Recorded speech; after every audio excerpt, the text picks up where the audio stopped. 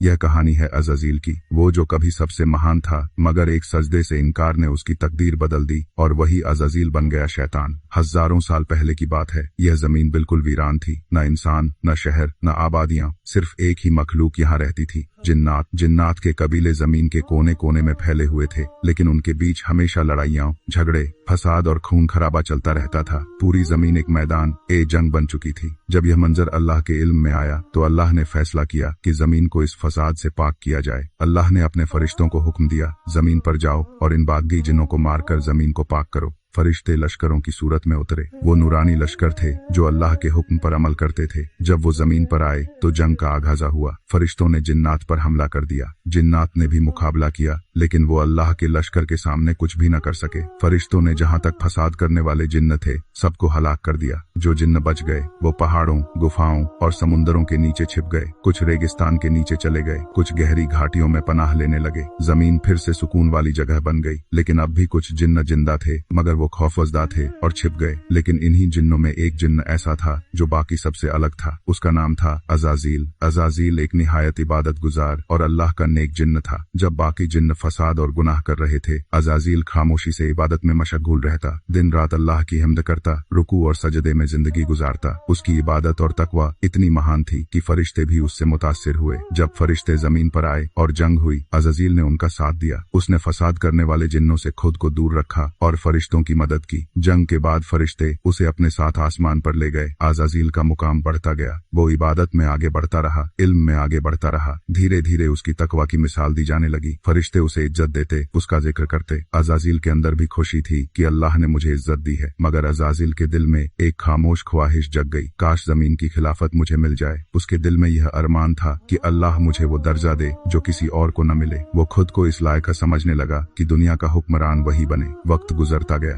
आसमान पर अज़ाज़ील फरिश्तों के साथ रहता, उनके साथ तस्बीह पढ़ता, लेकिन उसके दिल के कोने में यह ख्वाहिश दिन ब दिन बढ़ रही थी। हर सजदे के बाद वो यह सोचता, मैं सबसे ज्यादा इबादत करता हूँ, मैं सबसे ज्यादा इल्म रखता हूँ, कोई मुझसे आगे नहीं। अगर अल्लाह ने किसी को चुना तो वो मैं हूँ। फिर एक दिन अल्लाह ताला का ऐलान हुआ जो सब कुछ बदल देने वाला था। अल्लाह ने फरमाया, मैं जमीन में अपना एक खलीफा बनाने वाला हूँ। यह सुनकर फरिश्ते हैरान हो गए। उन्होंने अर्ज की, या अल्लाह, क्या तू वहाँ ऐसे को खलीफा बनाएगा जो वहाँ फसाद करेगा और खून बहाएगा, जबकि हम तेरी तस्बीह और तकदीस करते रहते हैं। अल्लाह ने फरमाया, मैं वो जानता हूँ जो तुम नहीं जानते। अज़ाज़ील भी यह ऐलान सुन रहा था। उसके दिल में उम्मीद जग गई कि यह दर्जा उसे मिलेगा। वो समझता था कि इतनी इबादत और तकवा के बाद अल्लाह उसी को चुनेगा, लेकिन अल्लाह के इल्म में कुछ और ही था। फरिश्ते और अज़ाज़ील सब इंतजार कर रहे थे कि अल्लाह का यह खलीफा कौन होगा। हर फरिश्ता सोच रहा था कि क्या अल्लाह उन्हीं में से किसी को चुनेगा, लेकिन अल्लाह ने फैसला कर लिया था कि वो एक नई मखलूक पैदा करेगा जो जमीन पर रहेगी और अल्लाह की नायब होगी। अल्लाह ने हजरत जिब्रील को हुक्म दिया, जमीन के अलग अलग इलाकों से मिट्टी जमा करो। हजरत जिब्रील जमीन पर आए और अलग अलग जगह से मिट्टी इकट्ठी करने लगे। कुछ मिट्टी पहाड़ों से ली गई, कुछ जरखेज मैदानों से, कुछ रेगिस्तान से, कुछ गहरे समुंदर के किनारे से। हर मिट्टी का रंग, उसकी खुशबू और उसकी सिफत अलग थी। जब ये सब मिट्टी इकट्ठी हो गई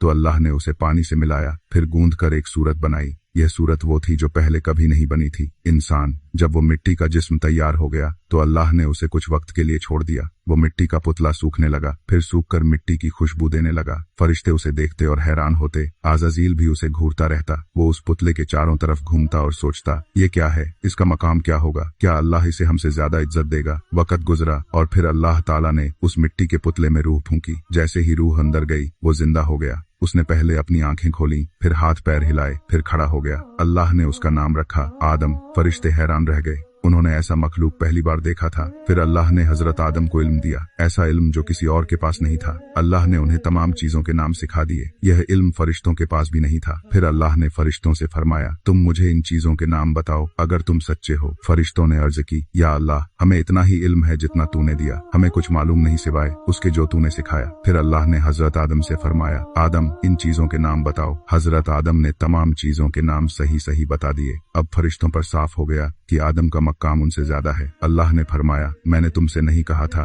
कि मैं वो जानता हूँ जो तुम नहीं जानते। मैं तुम्हारे जाहिर को जानता हूँ और वो भी जो तुम छुपाते हो। अज़ाज़ील ये सब देख रहा था। उसके दिल में जलन बढ़ गई। उसने सोचा, मैंने लाखों साल तक इबादत की, सजदे किए, अल्लाह की हम्द की, और ये मखलूक जो अभी बनी है इसे मुझसे ज्यादा इज्जत मिलेगी, ये कैसे हो सकता है। फिर अल्लाह का वो हुक्म आया, वो हुक्म जिसने सब कुछ बदल दिया। अल्लाह का हुक्म आया, आदम को सजदा करो। यह सजदा इबादत का नहीं था, यह इज्जत और ताज़ीम का सजदा था अल्लाह के हुक्म पर। फरिश्ते सुनते ही सजदे में गिर गए। सारे फरिश्ते जो अर्श पर भी थे और जो जमीन पर थे, सबने आदम को सजदा किया। उनके लिए यह हुक्म अल्लाह का था, इसलिए उन्होंने बिना देर किए सजदा कर दिया। लेकिन एक था जो सजदा करने से इनकार कर गया, अज़ाज़ील। वह खड़ा रहा, गर्दन ऊंची, चेहरा तकब्बुर घमंड से भरा हुआ। अल्लाह ने उससे फरमाया, ऐ अज़ाज़ील, जब मैंने तुझे हुक्म दिया तो तूने सजदा क्यों नहीं किया? अज़ाज़ील ने जवाब दिया, मैं इससे बेहतर हूँ। आपने मुझे आग से बनाया है और इसे मिट्टी से, आग मिट्टी से बेहतर है। यह लफ्ज़ कहकर उसने अपनी असल फितरत दिखा दी। उसका तकब्बुर जमीन पर नहीं, अर्श पर फूट पड़ा। अल्लाह ने फरमाया, उतर जा यहाँ से, तू मेरा नफरत वाला हो गया, तुझ पर कयामत तक मेरी लानत रहेगी। उस दिन से अज़ाज़ील का नाम इब्लीस रख दिया गया, वह जो रहमत से दूर कर दिया गया। लेकिन जाने से पहले उसने एक गुजारिश की, ऐ मेरे रब, मुझे कयामत तक मोहलत दे। अल्लाह ने फरमाया, तुझे मोहलत दी गई। इब्लीस ने कहा, मैं तेरी मखलूक को गुमराह करूंगा, इनके सामने खूबसूरत रास्ते सजाऊंगा, इनके दिलों में शक और हवस भर दूंगा। सिर्फ तेरे नेक बंदे बचेंगे जिन पर तेरा फजल होगा। अल्लाह ने फरमाया, जो मेरा सच्चा बंदा होगा तू उस पर कोई हक नहीं रख सकता, मगर जो तेरा साथी बनेगा वह तुझे के साथ जहन्नुम में जाएगा। उस दिन से इब्लीस ने अपना मिशन बना लिया, आदम और उसकी औलाद को गुमराह करना। अल्लाह ताला ने हजरत आदम को जन्नत में रखा। जन्नत वह जगह है जहाँ कोई गम नहीं, कोई भूख नहीं, कोई प्यास नहीं, कोई थकान नहीं होती, हर तरफ नेमतें ही नेमतें। आदम अलैहिस्सलाम जन्नत के हर कोने में घूमते, हर फल खाते, हर खूबसूरत मंजर देखते, लेकिन उनके दिल में एक खालीपन था। उन्हें महसूस होता कि मैं अकेला हूँ। अल्लाह ने फरमाया, आदम, तुझे अकेला देखकर मैंने तेरे लिए एक साथी बनाने का इरादा किया। आदम सो गए और जब उनकी नींद खुली तो उन्होंने देखा कि उनके पास एक और इंसानी शख्सियत है। वह बहुत खूबसूरत थी। अल्लाह ने फरमाया, यह तुम्हारी बीवी है, इसका नाम हव्वा है। अब आदम और हव्वा जन्नत में साथ रहने लगे। अल्लाह ने उन्हें हुक्म दिया, तुम दोनों जन्नत में सुकून से रहो, जो चाहो खाओ, जो चाहो पहन लो, मगर एक दरख्त है, इसके करीब मत जाना, अगर तुम गए तो जालिमों में से हो जाओगे। यह सिर्फ एक इम्तिहान था। अल्लाह इंसानों को इख्तियार देता है और उनके ईमान को परखने के लिए एक छोटी सी पाबंदी रखता है। इब्लीस अब जन्नत के आसपास घूम रहा था। उसने कहा, मैं इनको भी अपने जाल में फंसाऊंगा जैसे मैंने अपने आप को बर्बाद किया। लेकिन जन्नत में वह सीधा नहीं जा सकता था। उसने एक प्लान बनाया। पहले वह हव्वा के पास गया। उसने कहा, क्या तुम्हें पता है कि इस दरख्त का फल क्यों मना किया गया है? अगर तुम इसे खा लोगी तो तुम अमर हो जाओगी, तुम्हें कभी मौत नहीं आएगी, तुम दोनों फरिश्ते बन जाओगे, तुम्हें हमेशा की जिंदगी मिल जाएगी। हव्वा ने पहले मना किया, लेकिन इब्लीस ने कसम खाई,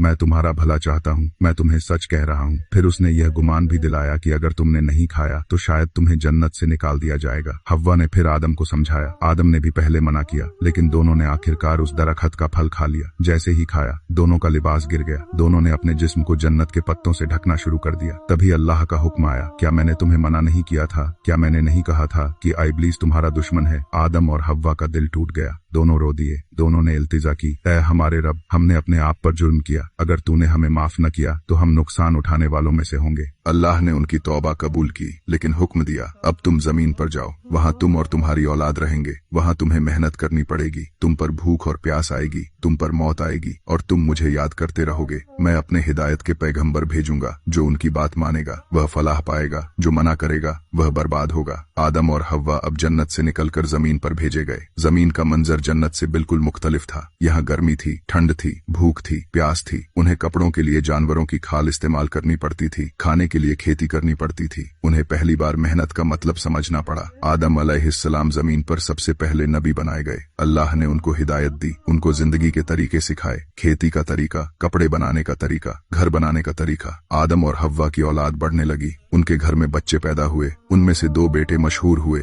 ये कहानी हमें ये याद दिलाती है कि इबादत सिर्फ सजदों का नाम नहीं, बल्कि अल्लाह के हुक्म पर चलना ही असली इबादत है। आप लोगों का इस बात पर क्या सोचना है? कमेंट करके जरूर बताइए कि आपके नजदीक इबादत का असली मतलब क्या है।